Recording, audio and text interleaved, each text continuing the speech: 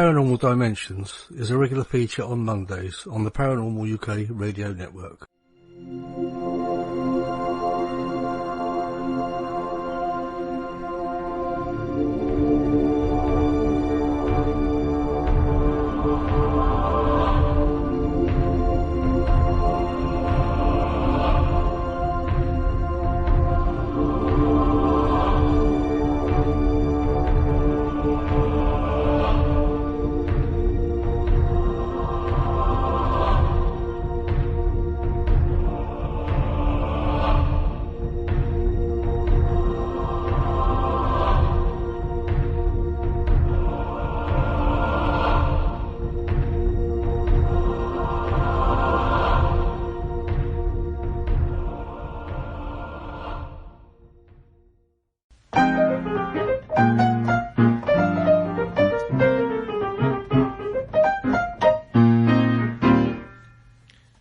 This is Eric Mintel. You're listening to the Paranormal UK radio network, the UK's biggest paranormal radio network. And this is Paranormal Dimensions with David Young.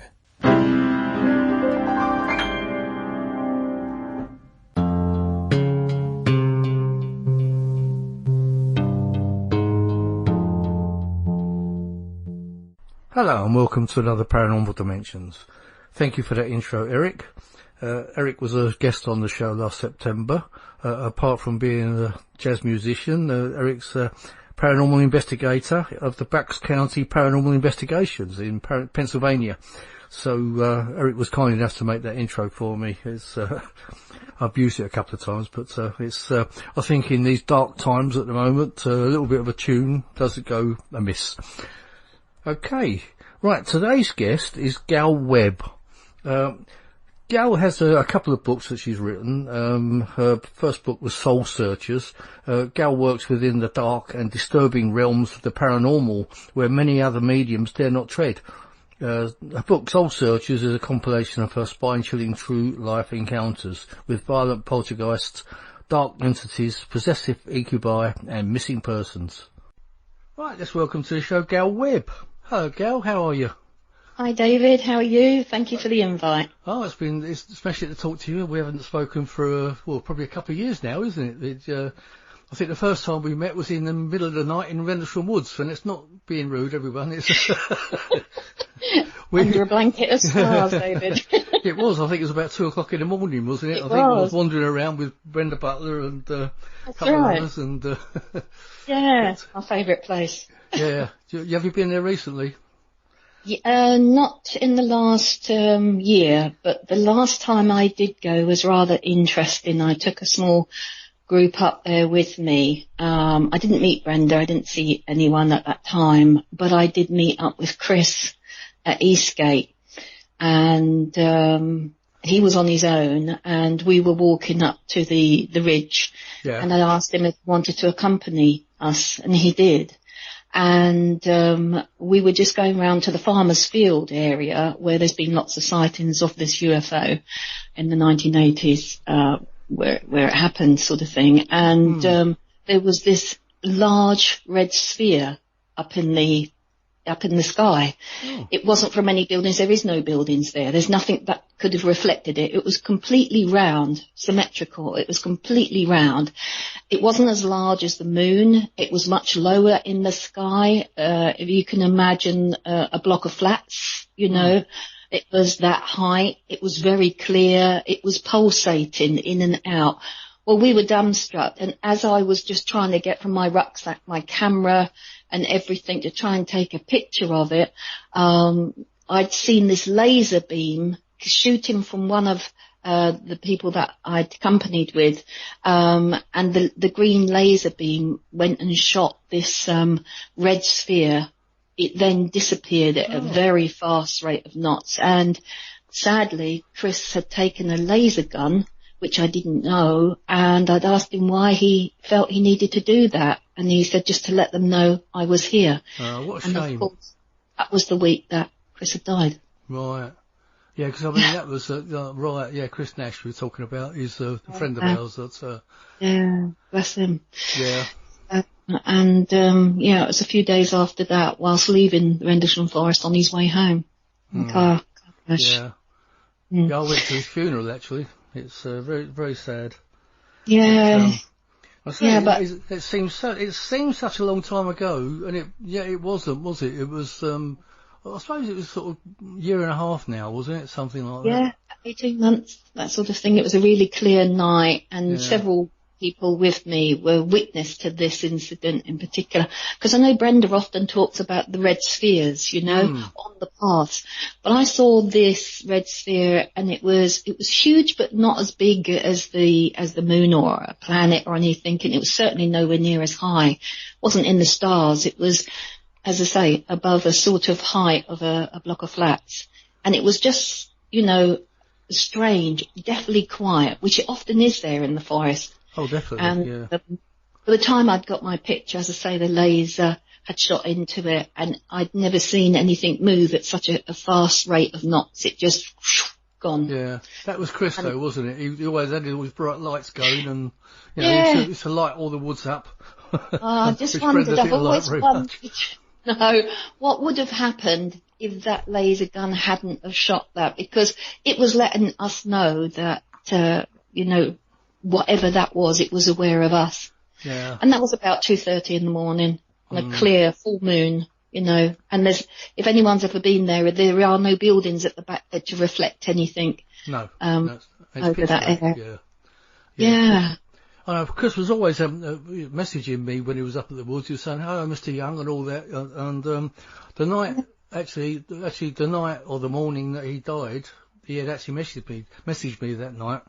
You know, just ask how I was and everything. And the next morning I found out he'd had that accident on the way home. It was it was such a shock, you know. My message from him, the last time he messaged me, was the day after that event. And it wasn't anything to do with that event, which was really strange. After you've witnessed the red sphere, you'd think it would be like, oh my God, you know, what we saw last night, blah, blah, blah. But it wasn't. It was to say that he had this strange visitation in his room. And he thought that he was either being possessed or, you know, a dark entity, a dark mass was watching him in the room. Yeah. Did he talk to you about things like that? He had mentioned about, he thinks he picked up some sort of a tag, didn't he? And he was asking for help, actually, from a few people. Maybe that's the reason he was speaking to you. And, Yeah. As I say, and then the following day, it was too late to do anything. I heard on the grapevine then that, you know, he passed. Well, whether it was that tag that he picked up caused that accident, I don't know. Because, I mean, I told him a few times over the time I knew him to watch it going home, because he didn't drive slowly, and go around those country lanes and everything. It's and I think a couple of times he might have had a lager or something as well walking about. That's when I met him. He was having like this little barbecue area on the East Coast.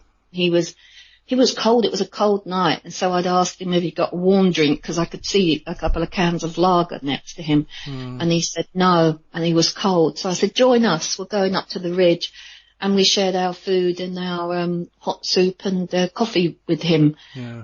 So he was really pleased, I think, for the company. But I mean, he gave me a fright because it's so dark there, and we were coming back from the East Gate, you know, coming back from the wood, and then we went onto the East Gate path again.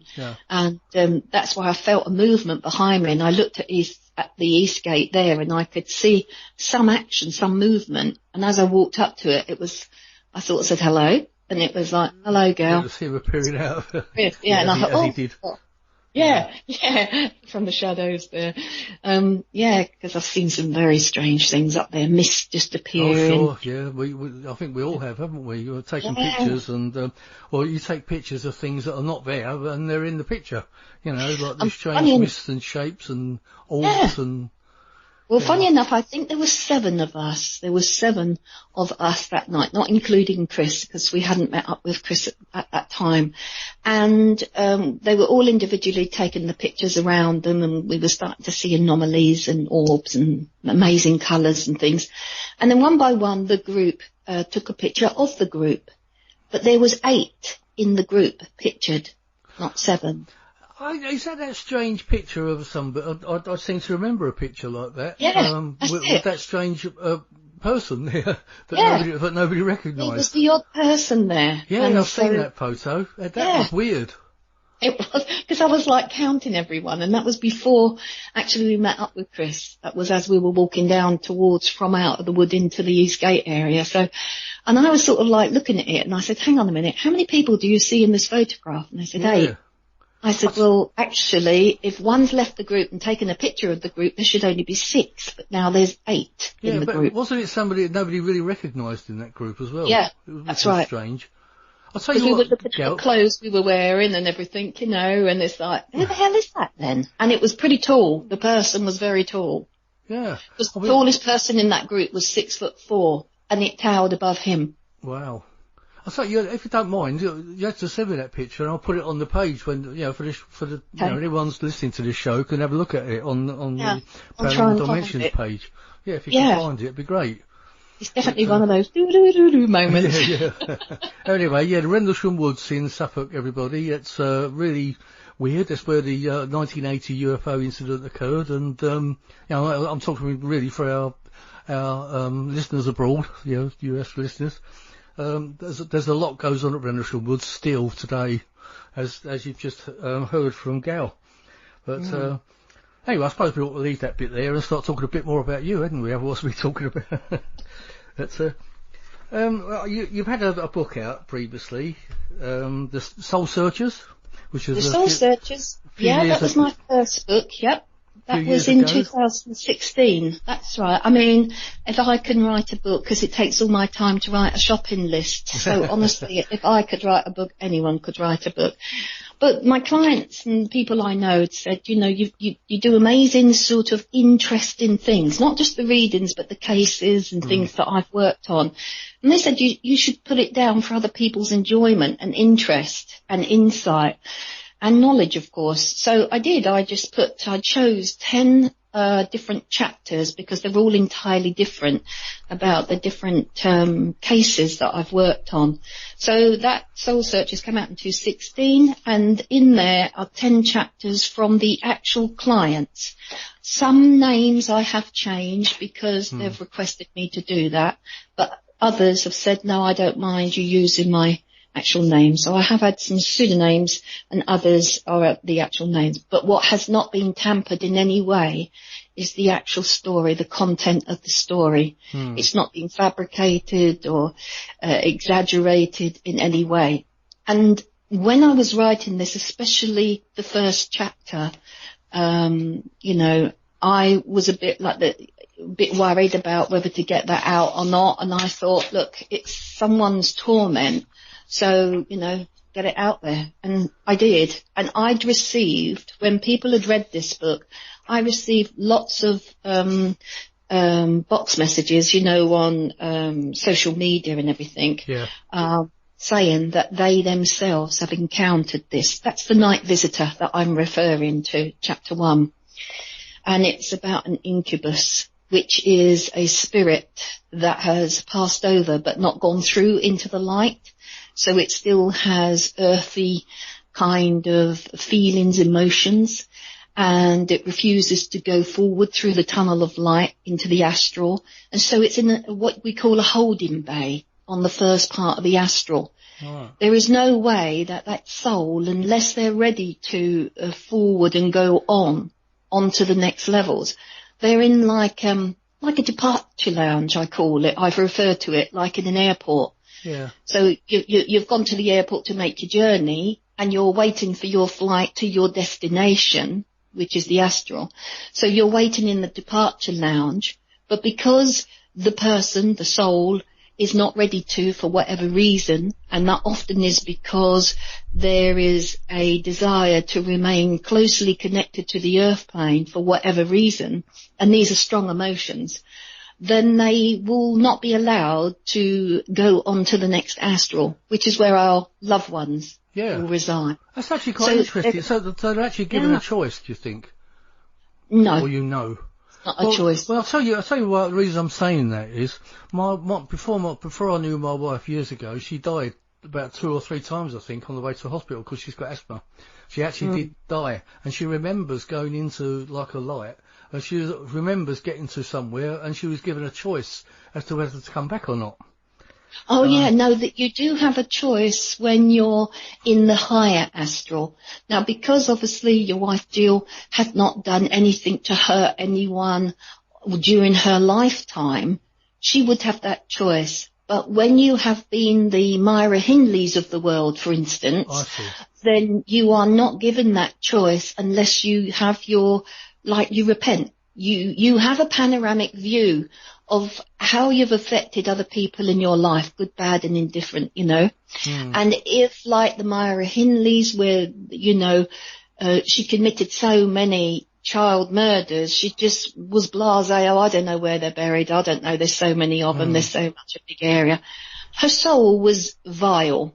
And so when she passed to the other side, naturally she just her soul separated from her biological suit, the human body, which was discarded, but her soul would continue. Now, when she's in the departure lounge, she will be shown a panoramic view of the pain and the discomfort that her lifetime that she has caused to other people because it was fun, because it was her amusement. That's when it becomes different. And it's like you will not be able to continue on your soul's journey until there's some understanding and like a repenting, like an understanding of what you've done. Right. So if they say, no, what I've done, I'm going to do it again, they're in a holding bay. Now, there is no way that they can travel onwards up through the 7 planes of the spiritual soul journey. So they will remain in that holding bay where they cannot contaminate or harm or affect our loved ones on the other side. There is only one place to go, back down. Right. So they need to find a body, a host. And that's what Soul Searchers is about. They're looking for a human body. They're looking for a host in which they can have a human attachment, because they're not finished with the physical material world. So they'll need a body in which to control. And that's how it is.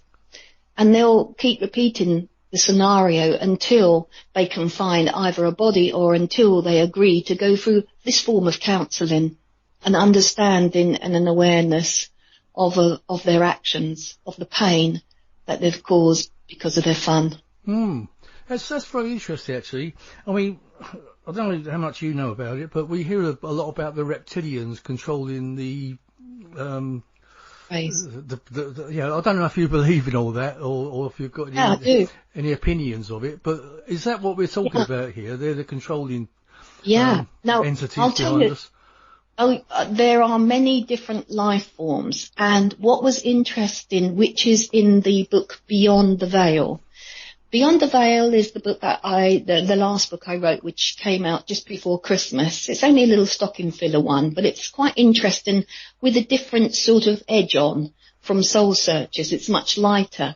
And in there I write about, during my contact with a client during the one-to-one, the loved ones that come through tell me about the existence. And there's one in particular, because I do read a lot for people who have committed suicide. I read for their families. And in this one case, I dedicated this chapter just called Paul. And Paul's family come to see me individually, and he always comes through. And the longer he'd been over, the more his soul had developed from the other side. And so he was telling me what happens in the case of a suicide. They're not in this holding bay. They've not caused anyone, but they have caused people pain. But then we all experience pain when we lose a loved one. But they haven't maliciously hurt anyone. And so they would go straight to what Paul had called the halls of healing. And where he described the walls and the environment similar to a hospital, but their walls were like translucent and pearlesque, like mother of pearl. And it was beautiful. In my last sitting with his mother, he divulged more, which was very exciting, because he says that not only human form as we know it reside in this realm. So that whet my appetite. So I asked his mother if I could probe a bit more into what does he see. And he jokingly said, it's not quite what you would see on Star Trek, where you've got like a man that looks like an elephant trunk and, you know, twisted things, but they're definitely what we would term as non-human or alien. That's the term, that anything that's non-human, we would give it the alien title. But different species from different races. So I'd ask, do you all like breathe the same air? Do you all not have apparatus on to breathe or to dwell in the same kingdom or the same realm? And he said, we all breathe the same. But we keep our physical form to what we had lived on the earth plane, and they keep their physical form. So he talked about the sort of shade of them, a bit like Avatar. That's the nearest I can describe how he was describing to me. They seem to keep to their own realms, but they walk amongst us. But he then also said to me, just as they do on the earth plane, they walk amongst you and yet you do not see them. Is it because of our view of the spectrum? Yeah. We only see a certain part of the spectrum, yet it's massive. There's, you know, either side of that, isn't it? Oh God, yeah. I mean, we're all born. I mean, if you want to go deeper, not into science, but into anatomy, we're all born with what we call an endocrine system, which is our hormones. The hormone is the pineal gland, which is the third eye, a place between the middle of your eyes. That's called the pineal gland. Now, the pineal gland, if you were actually to have an autopsy and dig it out, is the size of a pea. And it's a bit sort of browny reddish, but it actually takes on the shape of a cone, very similar to what you will find in the wood from a tree. Now that's the actual shape of our pineal gland. But what that produces, that it's got a hell of a long name, but it can produce this serum, gland. It's a gland that produces this serum, which deals with our sleeping and waking and metabolic rate. Animals have that too. Now, it's that gland purely that deals with our mind consciousness, how wide our inner mind screen opens up or closes down. Now, because everyone has a pineal gland, but when you start looking at the hieroglyphics, the Egyptian gods and things like that, you will always see Cyrus and that, and he has a pine in his hand that he's offering. And it's like, why is he offering this blimmin' pine to someone? Look at the Vatican. Outside the Vatican, in the pots are not flowers. Yeah. They're concrete pines. I was actually going to say that. I was and also, and look at the Pope's staff, his stick. Get a close-up of that. Yeah. That's sculptured with, with a pine cone. And that's how birds migrate, because of the pineal gland. Yeah. You do see it a lot, actually, don't you? In lots of buildings. Oh, yeah. Especially old, and because I believe, going back to your question, is where you see the Egyptian hieroglyphics, you see things that look like helicopters. You see things in cave paintings where you've got the man with the caveman, the simple man with a spear and a loincloth hunting, and then you've got him talking to what looks like an astronaut or something. Yeah, definitely. So where did that intelligence come from the Egyptians? Because now, even in our day now, the engineers cannot make a pyramid. And yet these are surviving thousands of years. Where did that technology come from?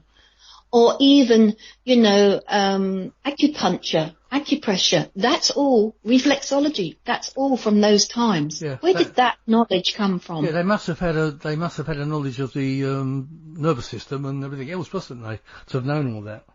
Yeah. And the mummies. Yeah. Why did they take out the pineal gland and preserve it separate from that of the body? Yeah. And also, they've been Sorry, David. No, I was Yeah. going to say, when you look at, is it the Eye of Horus? It looks very much like the pineal gland, doesn't it? It's an exact same drawing of it, if you put them side by side. And they done medical tests where they ask students, they pay students to have these medical tests. Well, they never tell the students what actually they're injecting them with, but they have all been vetted that it's not going to harm them.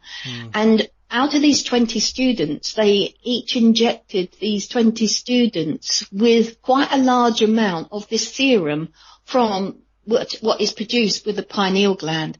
All of them, 20 out of 20 students, referred to seeing aliens, having ancestors, loved ones contact them, seeing them as they wake up in the room. So this gland produced by the pineal gland is the mind consciousness that opens up all the secrets that are there that we choose to be blinkered by or not able to see. It was funny, I was on a cruise with a friend several years ago, and she was a smoker, I'm not, and we were in Pompeii, and, where the volcano erupted, and it was in the market square. Anyway, my friend said, I must have a cigarette. And I thought, oh, God, okay. So the tour group had gone on ahead. I was watching them. There was absolutely no one around us at the time. There she is. She's having a cigarette. And I'm taking some pictures. And there was a picture of glass coffins with the actual people from Pompeii who were in the market that couldn't run away in time. And I was looking at this woman who was clearly pregnant. She had the swell of her belly, and she was in the glass coffin, and she was shielding herself with her hand, with her eyes, and the other hand over her mouth. And of course, she just petrified like that. So she was in the glass coffin, and I was taking a picture. It wasn't until after the cruise, when looking back over the photographs, that I looked in the reflection of the glass coffin, and stood beside me was a grey and a lizard. Really? Wow. I'll send you that picture. Yeah, please do. There was absolutely no one. My friend was to the side. The tour group was going on. I was looking around because I thought we're going to get in trouble, and I took a picture, and it wasn't noticeable because I thought, that's a reflection of me. What the hell is that? And that beside each side of me. And there was a small grey with a bulbous head, and there was the tall lizard with the large elongated fingers, and the structure of the body. I'll send you that. Yeah, I'll put that on the page, so when you're listening to this, you'll be able to see it. Wow. Yeah. So, that long-winded answer to your question. No, it's fascinating, because it just sort of verifies what questions that I've been asked, and I've had thoughts about it myself, and we all seem to be in agreement in some different ways sometimes. It's what I learnt from that is I could not see them or feel them or sense them with my natural eye or indeed my psychic eye. Yeah. I wonder why that is then. There must be a different vibration. I mean, are they blocking it, or is it your senses blocking it? I wonder. You don't really know, I caught it in the camera, and it's clear to see. When you see this picture, you'll see what I mean. You can see my reflection. My friend is to the side, so she's nowhere in the shot at all. She's way over the side. They're wandering off. And I didn't see, sense or feel anything. And when I looked at the picture, I couldn't see the woman in the coffin anymore. I could just see the grey and the lizard clearly standing beside me. And I thought, wow, so they wanted to be seen. Yeah. Because I have heard things that they do actually work together, the greys and the reptilian races, somehow. I don't know if the greys work for the reptilians. Maybe it's some. That's what comes over to me. That's what I sense and feel. That the greys are more the pawns in the game of chess. Yeah, like the servants, are they? Yeah, the reptilians are more superior class or race. Yeah. Maybe they were the earlier ones that they controlled or something, and then somehow like the workers. Now they're working together on us, basically. I mean, this is probably good. Like you say, it's probably gone on since time began. Year dot. definitely. And I've always known there to be a connection between mediums and psychics or sensitive light workers, people that are light working with spirit, that they nearly always have had some form of experience of seeing a UFO or had some sort of strange alien encounter. Yeah. The two kind of work in unison with each other. Yeah. No, I agree with you. I mean, like a few years ago, I couldn't see any connections, but I'm hearing that more and more nowadays, that there are connections between all paranormal occurrences, if you like. Certainly with UFOs and the spirit world, for instance. Yeah, definitely. Oh, it's very interesting, Gail. I'll have to get your books now, because they're fascinating. Not the fact that I wouldn't have done anyway, but it's the fact that you know what it's like, I've got a bookshelf that I keep buying books and putting them on, I never find time to read them all. Yeah, so Soul Searchers is more about, people who have encountered dark energy, negative dark energy, and there's only one case out of the 10 that I've mentioned that actually evoked it, which means to say that they played around with a Ouija board and was very intent in getting a certain person through, which would have been her father, because she couldn't continue living because she felt she was responsible for his death. Right. So she was obsessed with doing the Ouija board over and over and over again to her husband's dislike.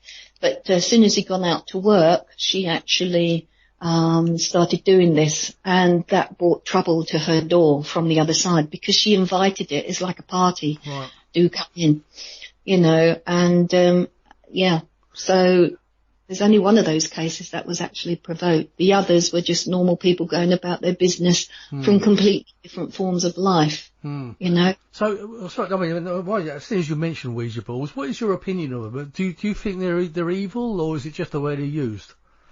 No, I don't think they're evil. I don't think any tool is evil.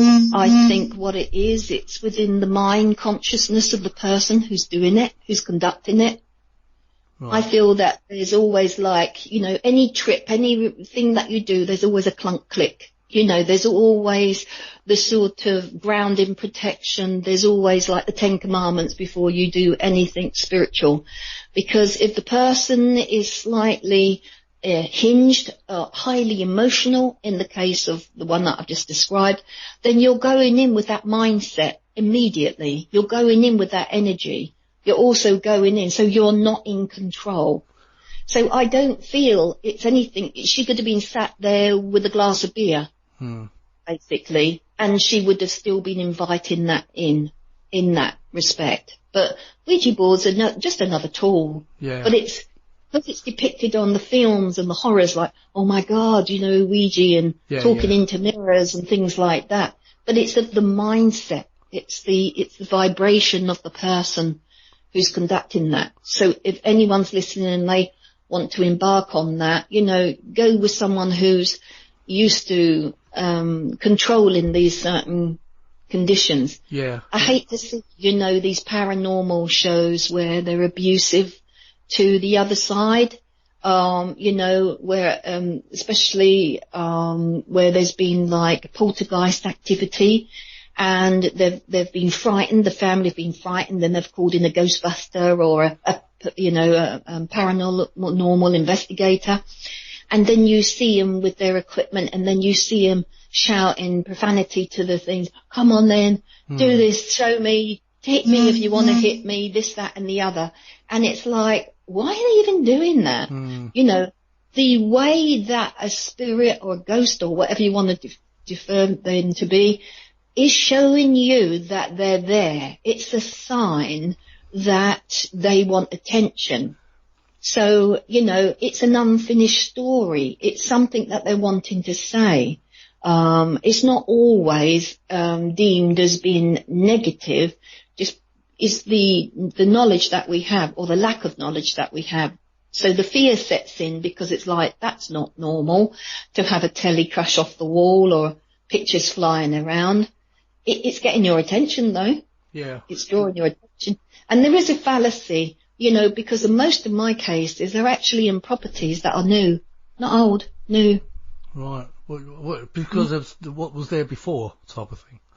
Could be. There's loads of reasons why. Could have been because there was a previous dwelling on that land, or what the land in effect stood for, but like I say, when I do my cases, it's like listening to the client only to a certain extent.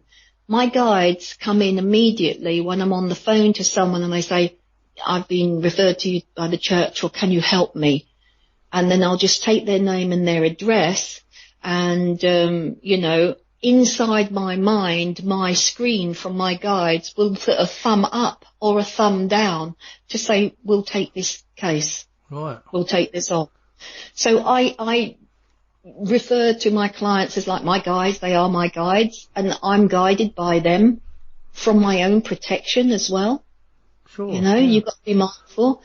And so that's how the case starts. But as I'm actually talking to the client, I always have pen and paper to take their details.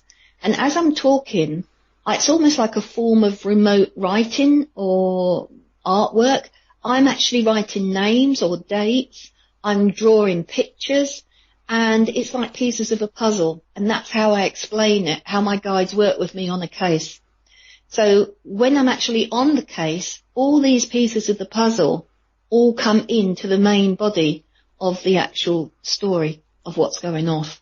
I find it based like a puzzle.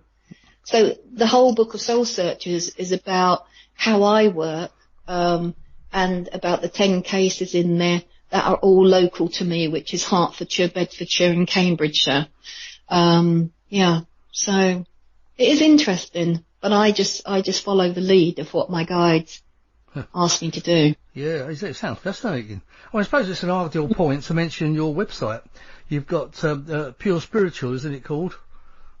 Yeah, all the W's, purespiritual.com. Yeah.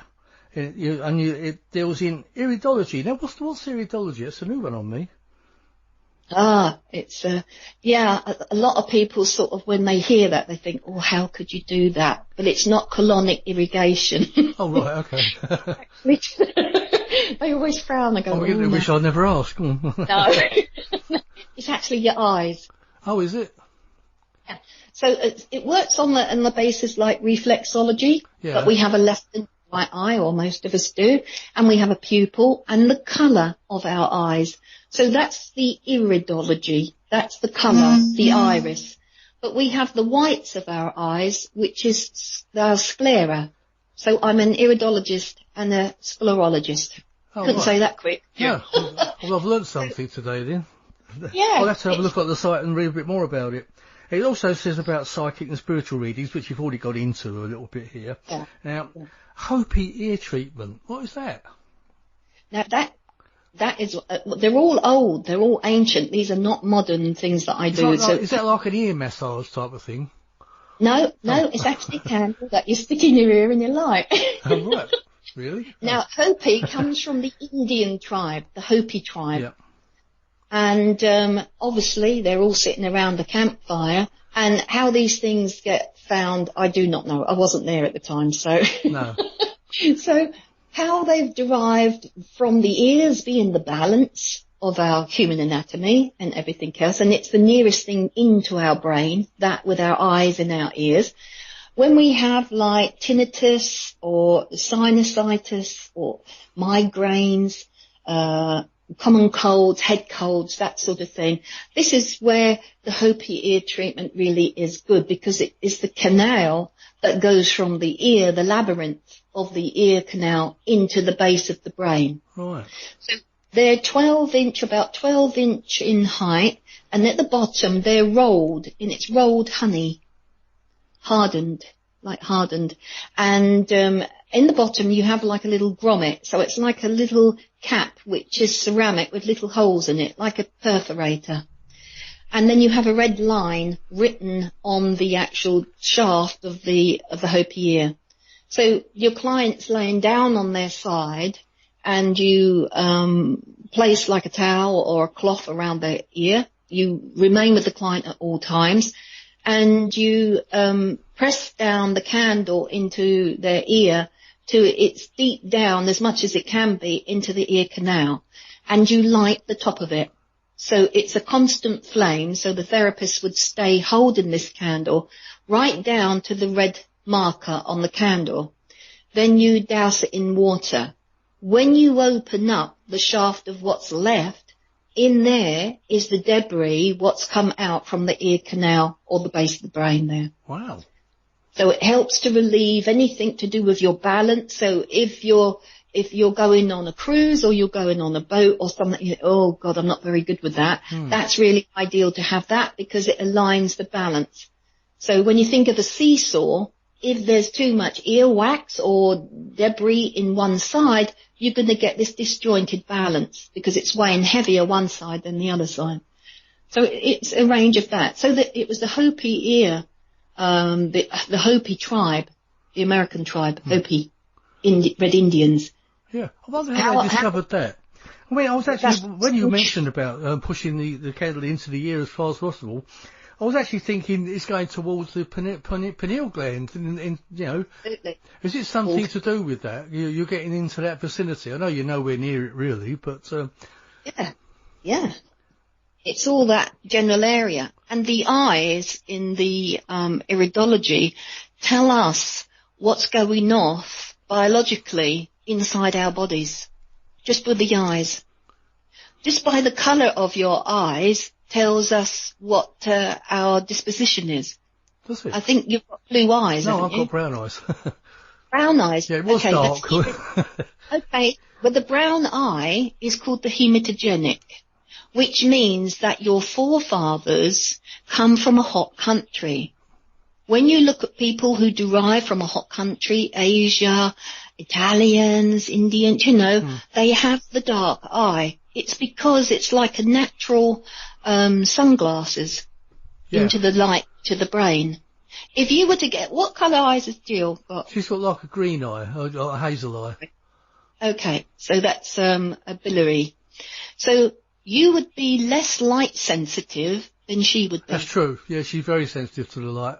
When we're out in the car, she's always putting the sunshade back, and saying about, the sun's low and all that, so she's always complaining about that.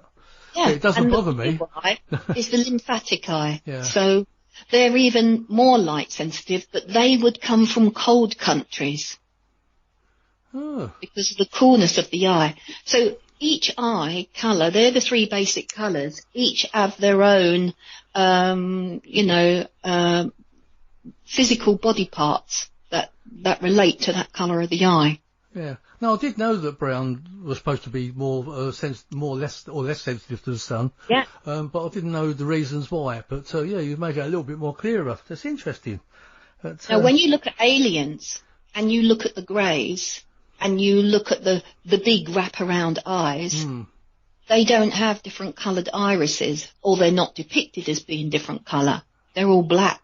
Yeah. So that would mean that when they're shown to us, or when there has been sightings of them in our world, are they very super sensitive to light? Yeah, I mean, have they got an eye? They could have an eye covering of some sort, that peels off. Yeah. Yeah.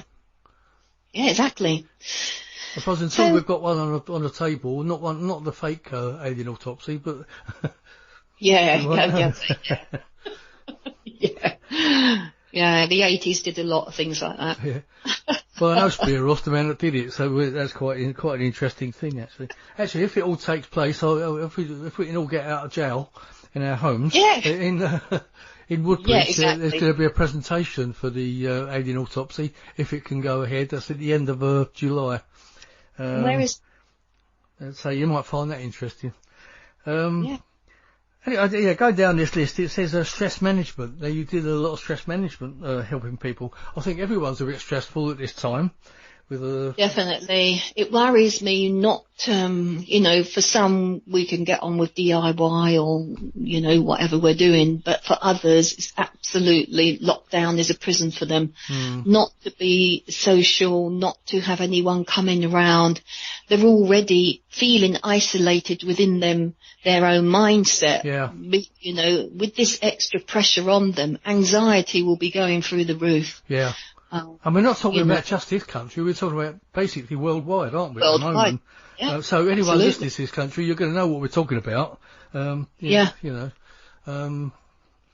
Because What they've done in Italy, they're all out on their balconies, aren't they, singing to it. Mind you, I'm not so sure I'd like that myself, but there you go.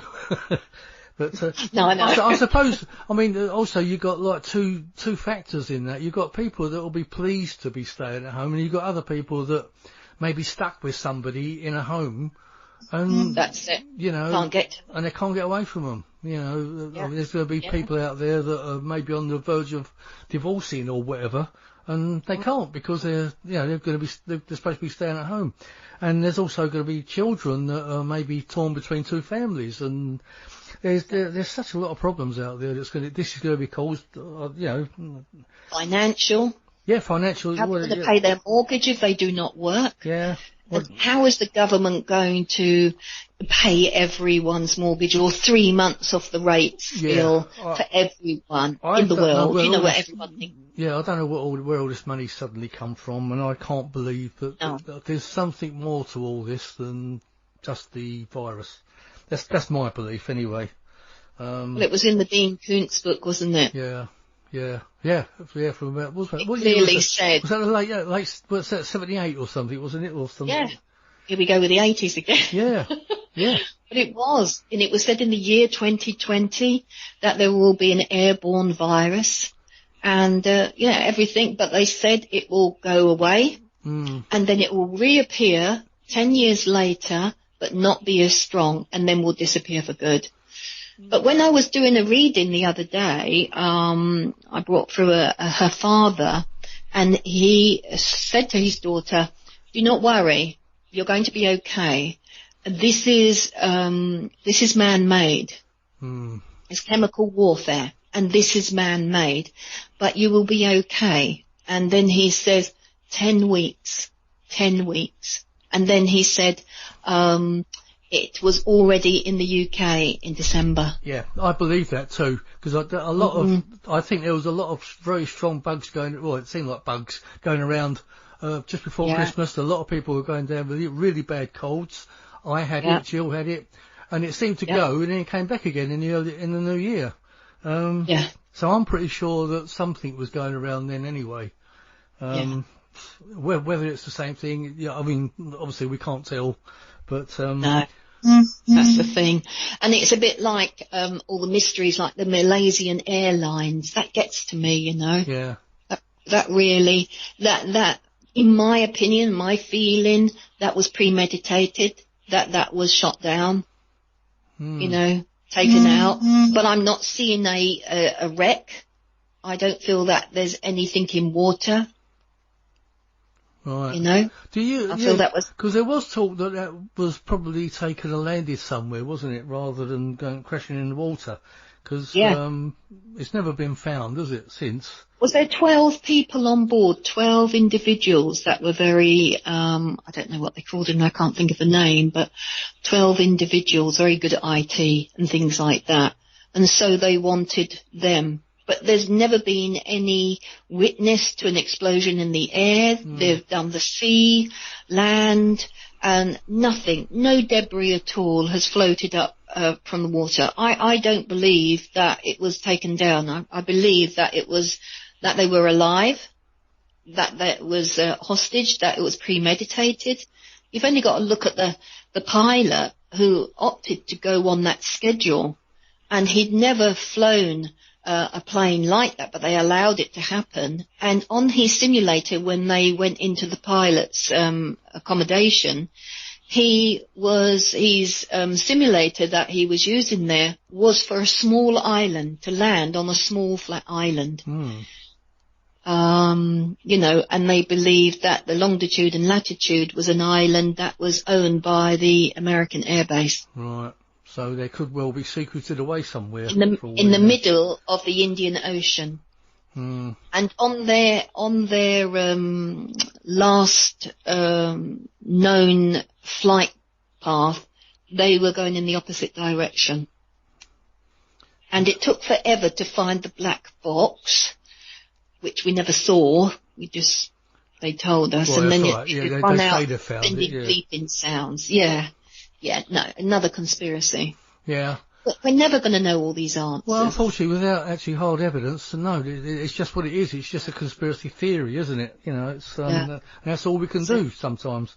I mean, do you get visions of, like remote visions of things that are going to happen or have happened, and you know what I'm saying? I don't quite know what to call it. Yeah, premeditated visions. Yeah. Or premonitions, they call it as well, don't they? Premonitions, yeah, I do. Yeah. So that's what your premonition tells you, that maybe it's been taken somewhere and it's still, and everyone's alive. And everyone's still alive. Yeah. Yeah. So now, does that come out at some point, or does it stay silent and a secret forever, I wonder? Yeah, I think they'd like it to be kept silent. Yeah, it's a bit like, what's that, the underground alien base, Area 51. It's the same as that. Yeah. Why is that so heavily guarded?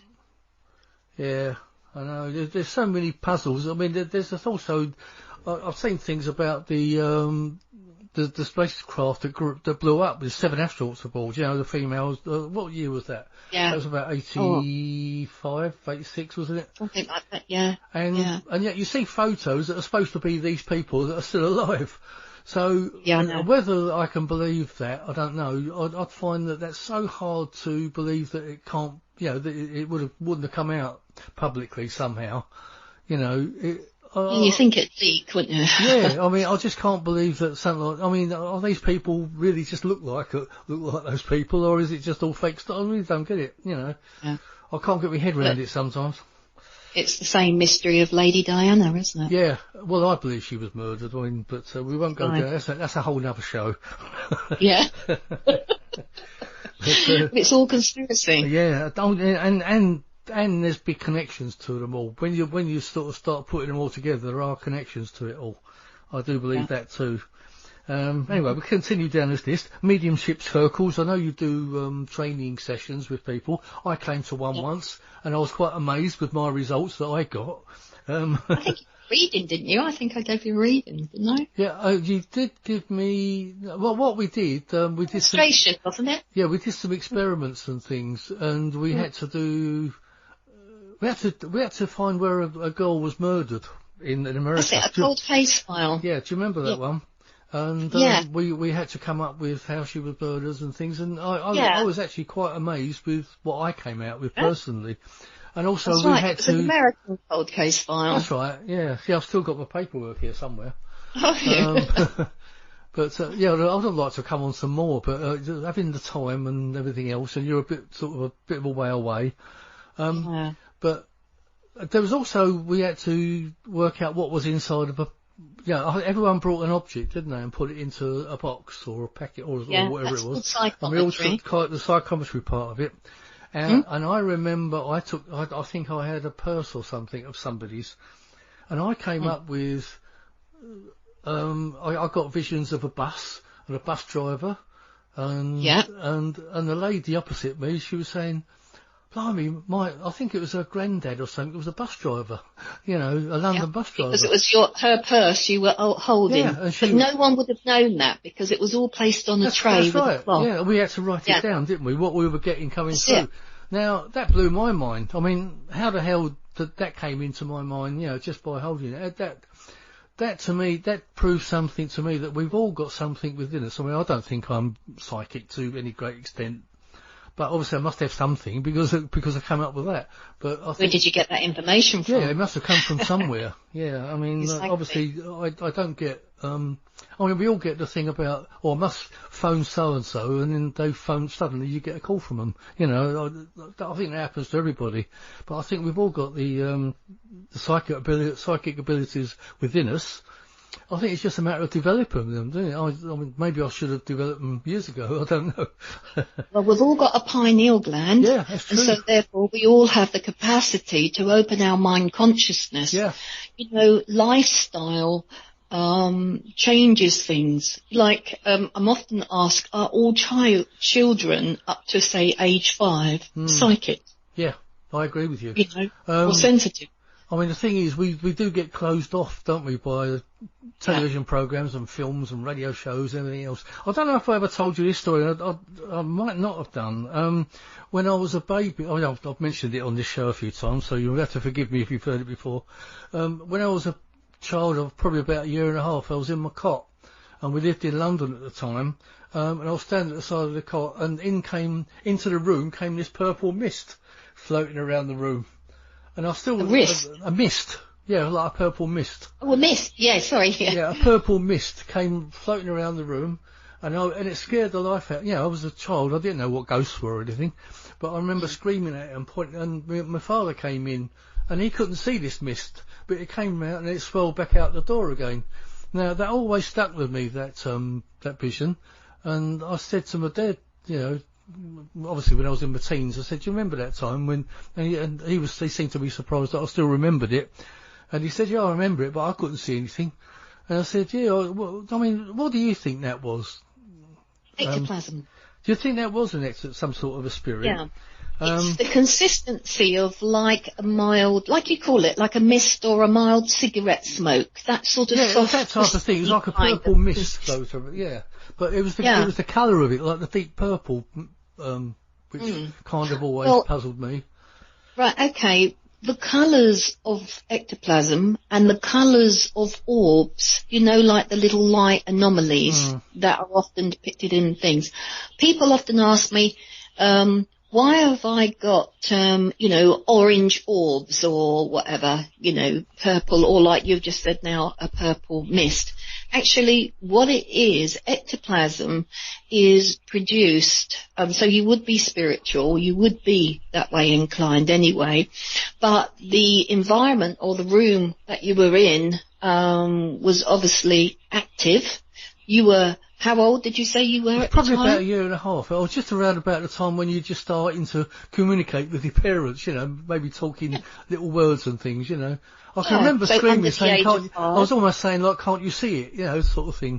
Yeah, so you'll be under the age of 5, which is sort of when your mind is pure. We don't know how to cheat, manipulate, lie, or connive things. So anything that you see or hear is like pure vision, We've not been contaminated in our minds by our parents' belief or our lifestyle or media, social media or anything like that.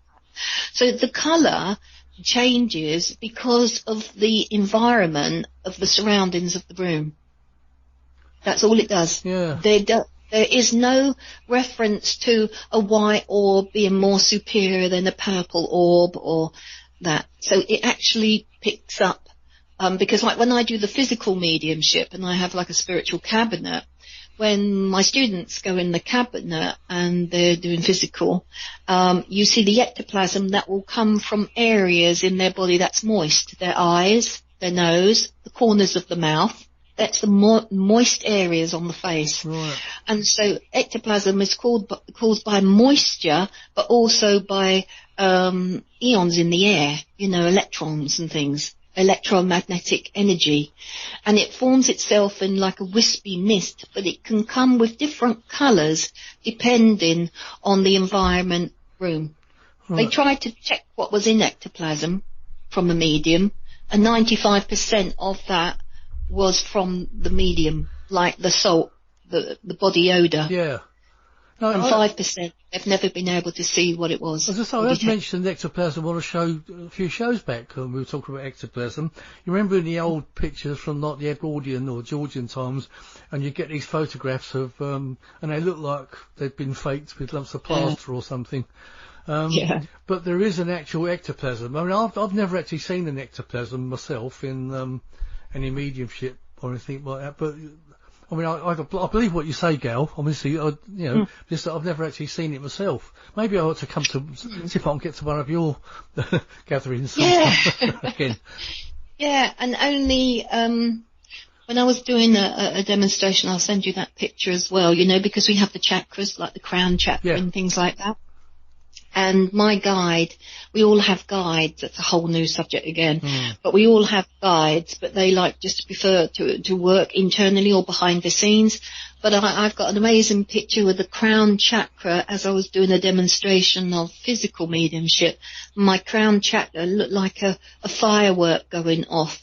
And just standing to the side of me, it's actually captured Zulu, my protection guide, the one who's always with me.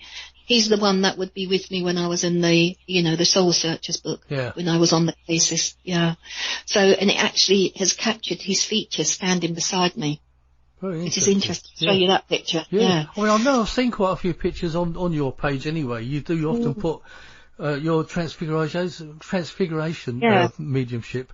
Now, I've actually seen a demonstration of that myself here in my home.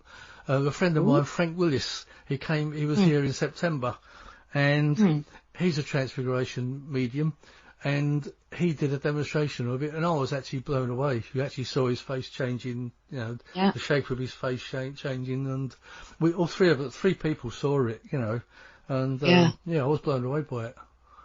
Yeah, it's amazing, isn't it? It is, yeah. I thought I wouldn't see anything, but I did, Was it under red light conditions? It was actually just under normal light conditions. Just low light condition. Yeah. Yeah, it wasn't, we turned the light out and it was just sort of in low light, and you could see his face changing to like an oriental shape, and his shape of his nose was changing and everything, Yeah, the shading on the face changes the physical structure. Yeah. The bones. Yeah, it's really, makes it really, more really feminine or interesting. masculine. Fascinating. Yeah. Anyway, let's just go down this. You do spirit retreat, reflexology, development courses, tarot workshops, and bioenergy healing. You can find all of that on Gail's Pure Spiritual page or website. I'll put that link on the Paranormal Dimensions page for when it goes out shortly. But I mean, we're sort of getting pushed for time. I've got a list of questions from your friend Caroline and her work friends. Should we go through this list? Because I think there's about 20 questions on here. Otherwise, we'll be here all day. And don't do them all. Well, we'll see. But maybe you're bright able to get some short answers to some of them. Right. Okay. The top one, it says, "What was your first experience?" Now, that could be a long answer, but go ahead. No. Okay, the first experience is actually written in the second book, The Beyond the Veil. And it's when I was 9 years old. I was living in Hertfordshire at the time with parents. I was laying on the sofa, and a light appeared in front of me, which became brighter and brighter, and it took on a shape, took on a form, and then she was fully formed, and she reached out her hand and spoke to me. And it was my nun, Sister Frances. Oh. And she is what you would term my communicator. She's my communication guide. We have different guides that work for on different levels and different reasons. So she made herself known to me when I was 9 years old. It was frightening because obviously, although I was brought up what I call in the Addams family, where both parents were mediums, or my sisters and brother was, light workers in the fact that they didn't want to be. But, that's why I believe that spiritual or light energy workers are DNA. I believe that there's a form of hereditary in the blood. So if your parents were mediums, then there would be that essence within your blood. Right. So my first experience was actually having contact from that very first time of seeing my guide, Sister Frances, the nun. And that is in one of your books, is it, anyway? Yeah, it's in the Beyond the Veil. Right, okay, so whoever gave you that question, go and buy that book. Yeah. Did you have like an Uncle Fester who used to like light bulbs, or anyway, no, don't worry about that. Well, so the next question is, what has been your most frightening experience? Frightening? I wouldn't say scariest or frightening. It was my most unusual, and it probably stands out being one of my most unnerving, I would say. I was assigned to a case of a young lad. He was in his late teens, He unfortunately had a head-on crash, and which deemed him to be in a coma for quite some time. He was then allowed to come home, so he regained consciousness, but he could never speak. So that's actually in Soul Searchers, and it's a silent witness. It's called the silent witness because of the not being able to speak. But he was kind of able to communicate. Now, he was the passenger in this car that was road raged. The person who ran these young lads at 18 off the road was sent for manslaughter in prison. Okay. So I was working on this case, and I was with his mother in one particular night, and very strange things were happening in his home. I'd placed him into bed. He was asleep, comfortable. The young chap, his name is Carl, in the book. That's not his real name, but for protection. So his name is Carl in the book. He couldn't speak, and he had tubes to feed him, to give him nourishment and to give him fluids. And he was disabled. He couldn't move very much. So he was placed into bed. The sides of the bed were up. Everything was okay. I was sitting on the sofa early hours of the morning talking to his mother, and I'd felt a very strange vibration in the room. She knew over this experience, over this time, what I was, and I said, this is strange, there's something very odd happening here, and I'm not sure I like it. She got her camera out, as I did. I first went into Carl's room to check. He was asleep. That was fine. Everything was fine. His monitors were fine. His breathing apparatus was fine. As I came out the room and went back into the lounge, which is all open plan, his mother went into his room to check him and screamed. I ran in the room immediately, and she had a picture. She was taking pictures of him. So I ran in the room immediately, and there was no one in the bed. No one. Wow. No one. All that you could see, the night bag, the urine night bag attached to nothing. You could see the food tube on its frame attached to nothing, and there was nothing there. The only way I can describe it, and she took photographs, and it's like if you've seen something like on a runway, on an airline, on a runway, and you see the heat of the day, and you see the ripples of the airwaves, you know, like the heat waves, like the heat ripples. Have you ever seen that? Yeah. That's what it was. It was pure energy. Yeah. The next picture she took, and I was now standing beside her, and I could still see no one in bed, no one physically in bed. I was absolutely shocked and thought, what the hell? I've never experienced this before, with the physical body actually disappearing. When I placed my hand there in the bed, there was nothing there, nothing, just air. And I felt like, God, I was being watched badly. The picture that she showed me on the camera was of the driver who had red hair, his friend, who had died at the scene. Wow. So a body had reappeared again in its solid form, but it was not Carl. It was that of his friend, the dead driver. And then within seconds, Carl was back.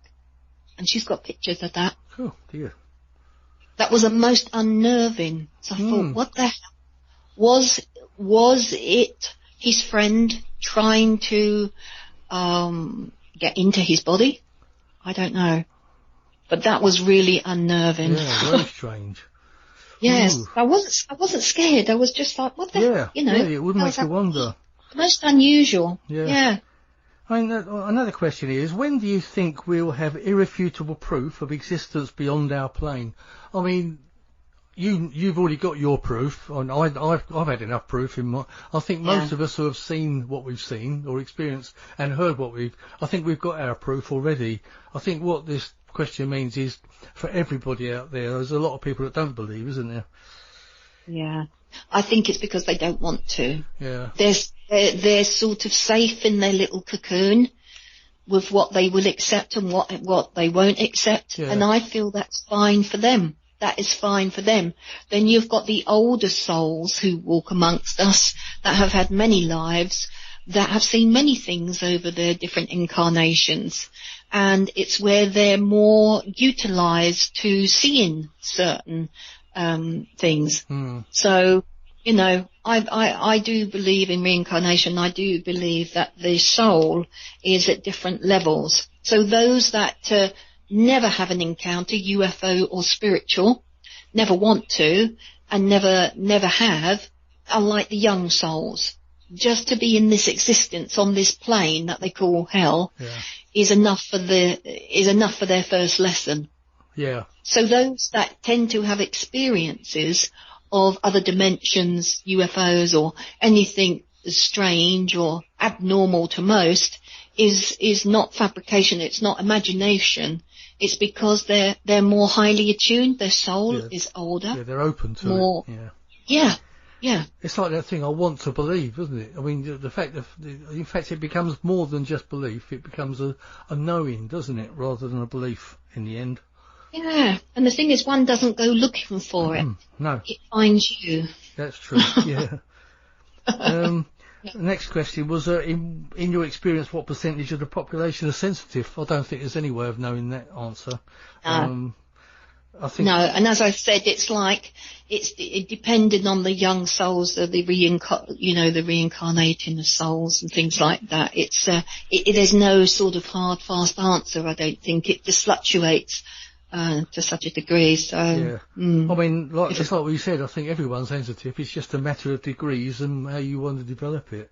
I mean, how many questions you want? Are you in a rush? No, I'm all right. I've probably got about another 15 questions here if you want to go through. I mean, some of them have been covered anyway, with other things. I said here, why do they say children are more attuned to you did mention that, more attuned to other beings because of their, it's the purity of their mind. They've not been contaminated from either media or their own family's beliefs who impress their own beliefs on their mind. I mean, that brings me to a situation where I'd received a phone call from a very distraught mother. And I said, whoa, what's happening? Just quieten down. She said, you'll have to come here and sort my son out. I said, how old is your son? She said, he's 4 years old. I said, well, I couldn't hear any screaming or disturbance in the back. I said, can you just briefly tell me where you are and what's going off, what's happening? He's seeing angels all the time. He's talking to angels and seeing angels. Yeah. So I said, how lovely. And she said, what? I can't believe you've taken that attitude. And I said, what disturbed you by him seeing angels? Well, he's lying and I'm not having him. Why should he see angels? It's not. And I said, have you asked him to allow the angel to let you see?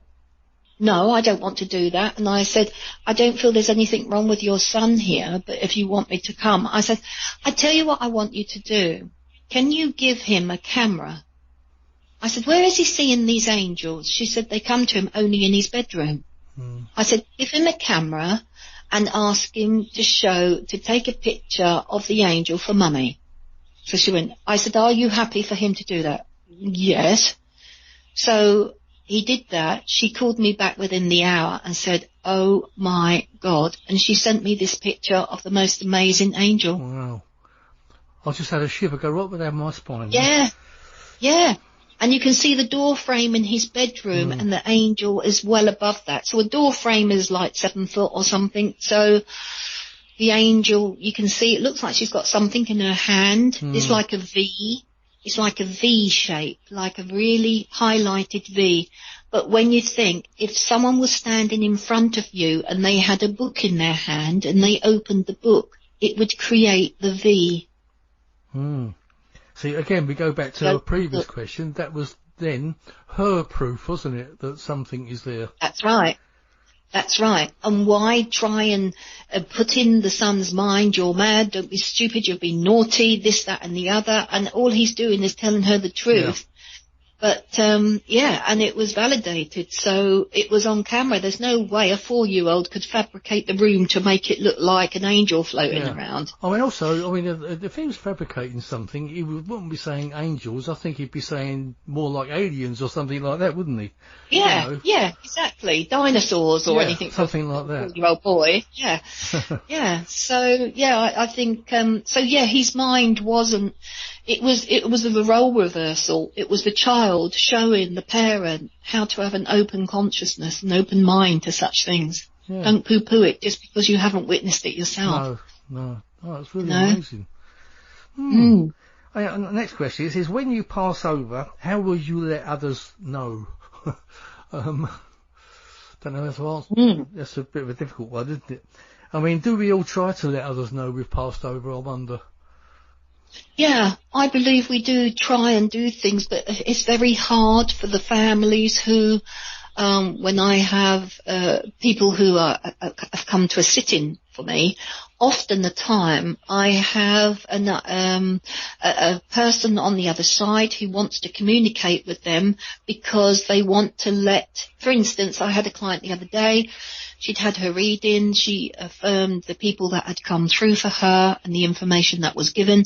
And then I had a young lad that came through, and he told me that he'd committed suicide. He told me leading up to the condition of how it was, what he did. It was premeditated. There was that's what he wanted. But he said he would never be able to talk openly to his family, which was her friend. So it was what we call a spiritual postbox. He knew that this girl who'd come for the reading worked with his sister.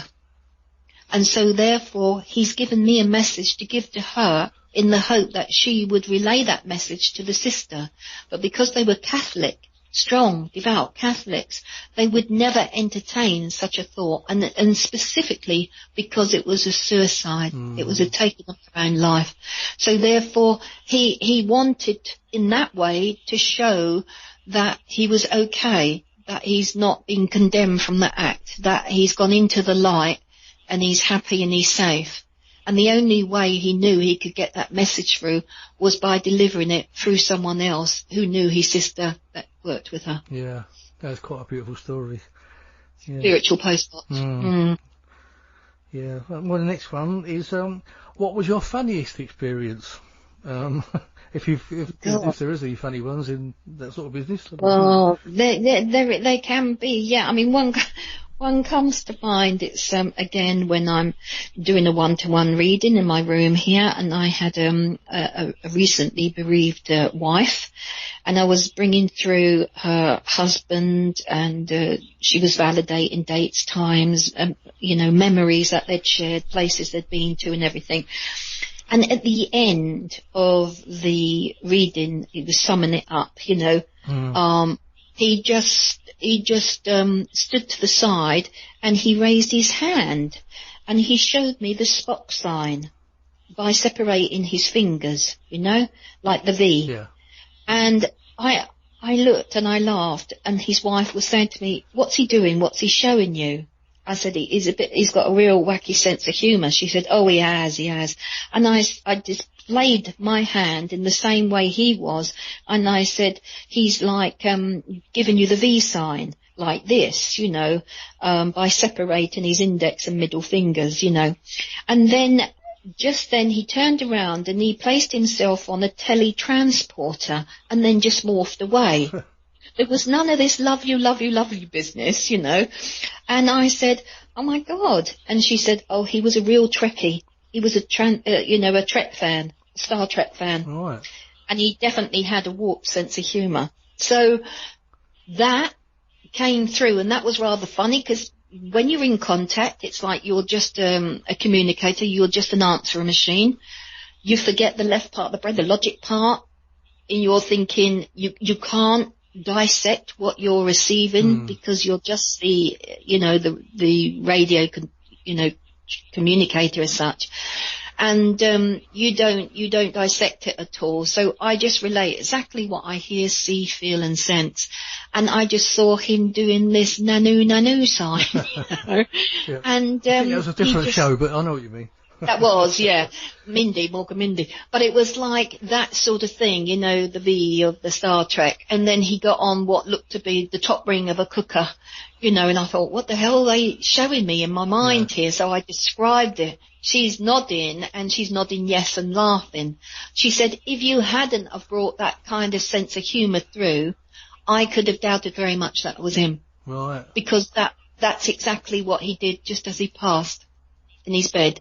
He put the V sign up, the Spock sign. Yeah, and there again, that was her evidence, wasn't it? You know, that was her evidence in a very odd way, but that was her evidence. That who else would bring that through? Yeah. And I was not the one to dissect what I should allow through and what I shouldn't allow through, because then that would be taking his characteristics, his personality away from him. Mm. So the validation of that was from his wife. It was a special thing, meaning pertaining to him. You know? Yeah. So that was quite funny.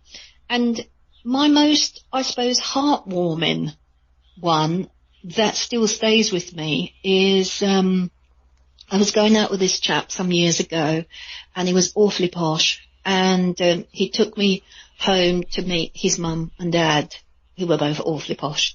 And his father was in the corner of the lounge. The TV was on, but I could see lights were on, no one was home.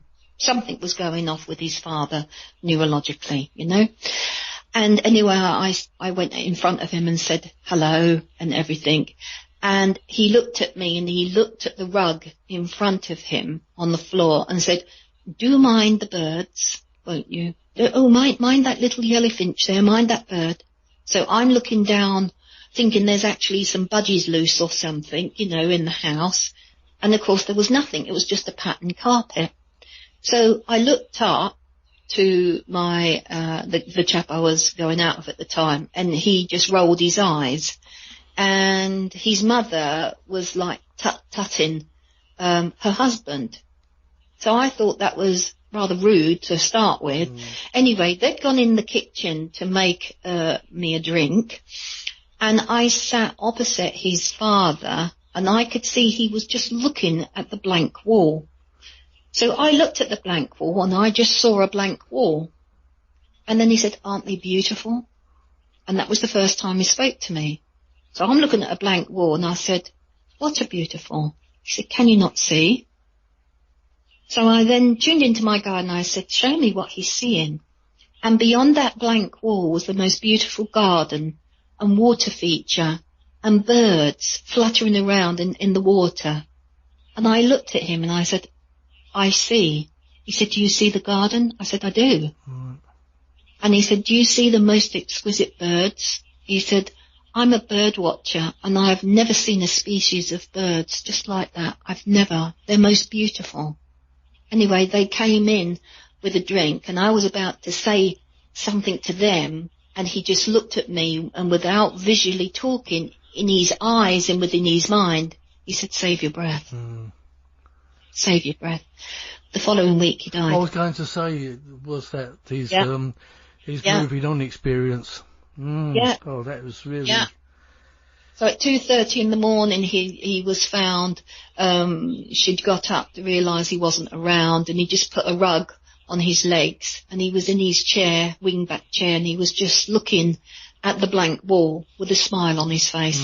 So I knew when I'd gone to his funeral, and that was it. I said goodbye to everyone, just on my way.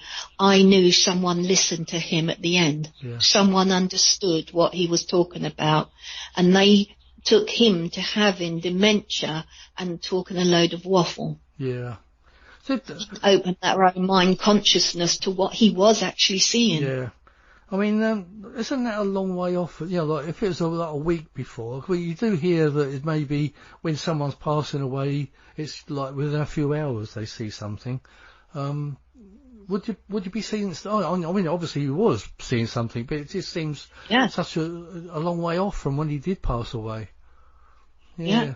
No, I suppose because in his mind he always worked with authority. He was quite a bigwig, you know, and so all his life he was using that logic part of his brain, like in a legal, you know, like a judge, a law enforcer. So he was looking only at his life as in hard fact. Yeah. And here he was seeing something, witnessing something that was real to him, that his family was shunning him and poo-pooing him and thinking he was quite crazy.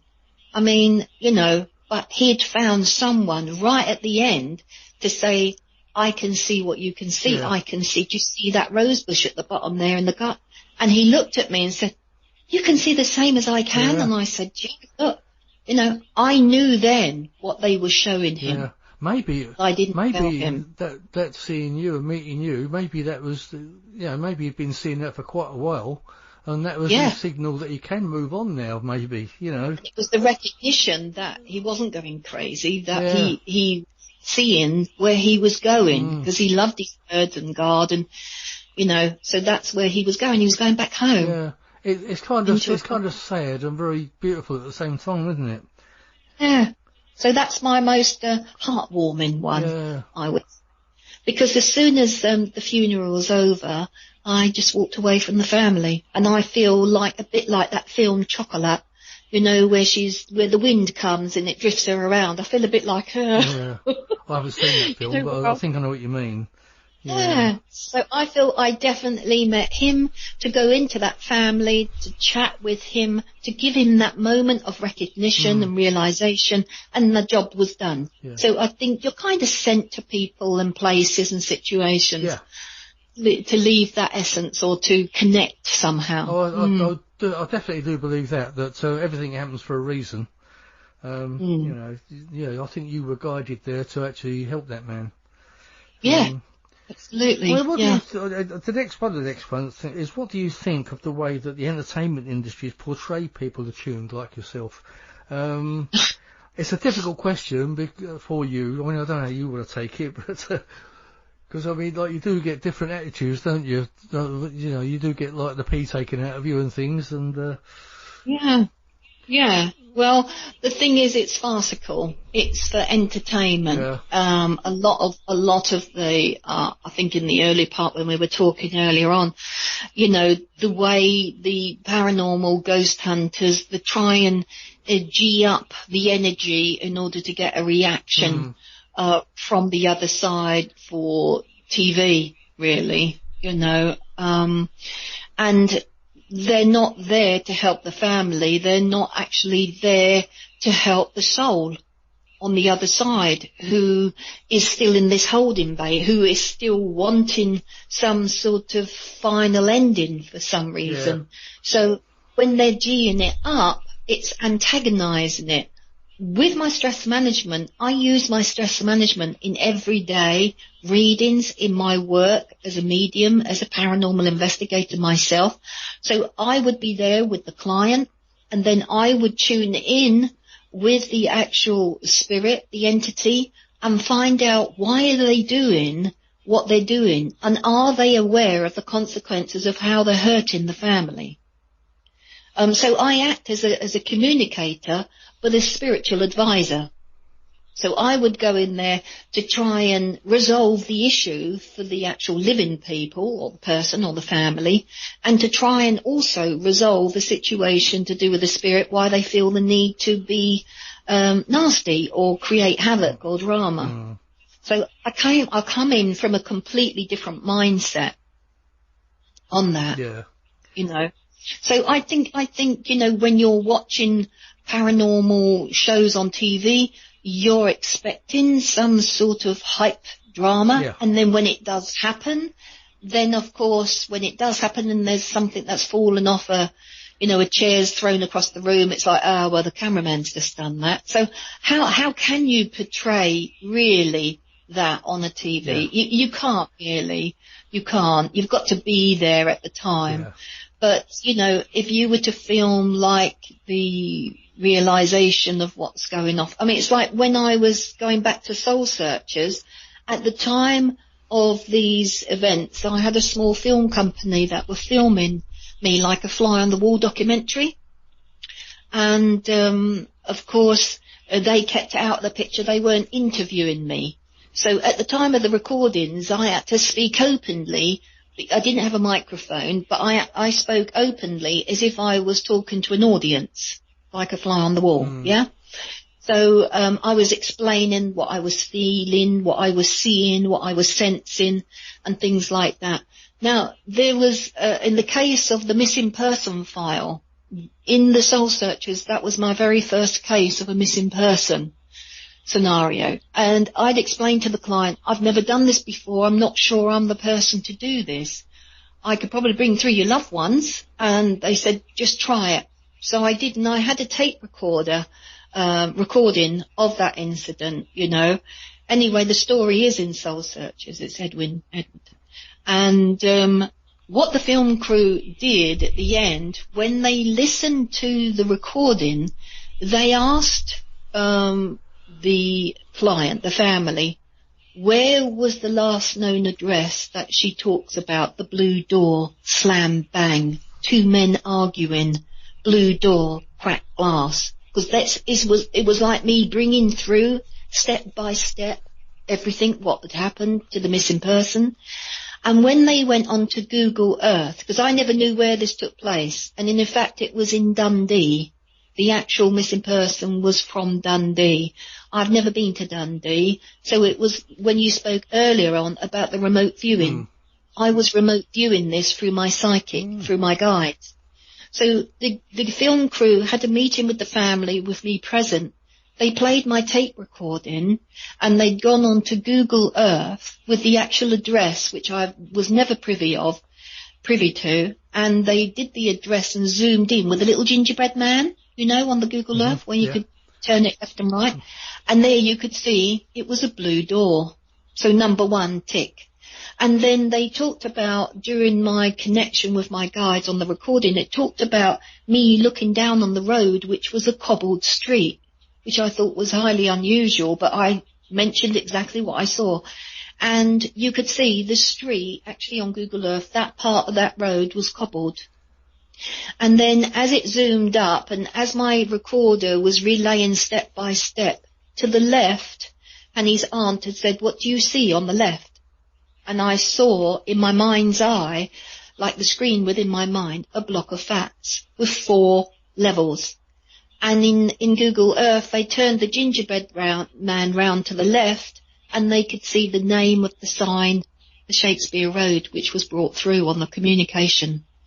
And then there was the billiard hall and the 2 shops on the right-hand side. And the gingerbread man took step by step through the recording all the way down that road until they was last seen. So that was really interesting, because that was proof to me, because I was sat in her lounge in Hertfordshire, and I've never been to Dundee, never.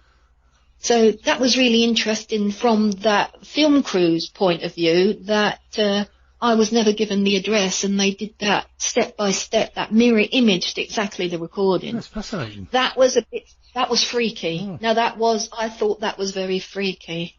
Yeah, that's absolutely fascinating, blimey. Yeah, that was, and when they came to me on the cases, all the cases that were written in that book, more often than not, their camera crew, even their power backpacks and things like that, all reduced in energy. Energy was reduced from their cameras, from their recorders. They'd go out back in the car and get the generator. They'd go back in the car and get some more battery packs. That's another thing you hear a lot, don't you, about power draining from cameras and etc. Yeah, because they need, entities, for instance, need energy. And when you think the human biology, the human anatomy, is full of 1,000 billion neurons, which conduct heat, which conduct energy. We're more energy, we're more electrical and water. It's a wonder we don't totally combust and pop off all over the place. I think some people do, don't they? Well, I'll tell you what, we're going to do one more question. Okay. And it says, will you come back and do it again? Yes. Yeah, if anyone wanted to know about a specific set of things, we could just do something on like a specific thing. Obviously, we've got your website. I'm going to put links up on the page and everything. And obviously, if you can send me those photos, it'd be great. Obviously, and I'll put them up on my website as well. And I'll lead people to your page and everything. And we'll go for there. But yeah, it'll be great to get you back again. I mean, it's been a fascinating show, Gail, and thank you so much for coming on. Thanks. No, it's been absolutely fascinating. I've always knew you were interested anyway, because I wish I could come to some more of your courses. I might have to try and do that. But I'll certainly want to. I'm going to try and do some remote stuff as well. Yeah. That's what I'm looking into at the moment, especially as we're all on lockdown. Yeah. Where we could all go online and communicate and do something like an experiment, maybe. Yeah, that's a good idea. But I mean, hopefully, if anyone wants to, obviously, people will be more interested in getting your books now. I would have thought, because I know I do. But well, you'll find them on Amazon, or you can order them through me. Yeah, I'll put links on the page anyway for anyone listening out there. And if it's through me, I can personally sign them to either the client or, as a gift to someone and send on. I might do that myself for you. Yeah, that's a good idea. Yeah, then. But anyway, we're not too far away. We never know. I might bump into you again at some point. I hope so. Or shove on the bridge or something. Yeah. If we're ever going down to the woods, you have to give us a shout.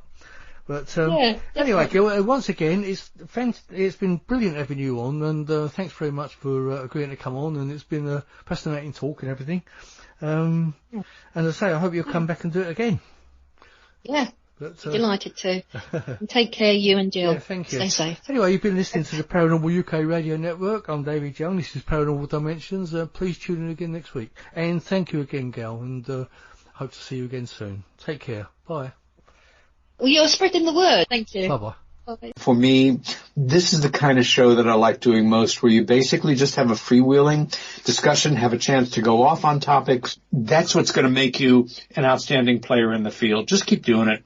If anyone listening to this is still planning on going out and doing paranormal investigations, or in fact anything else that they shouldn't be doing, please stay at home, and please stay safe, and please keep everyone else safe. Thank you.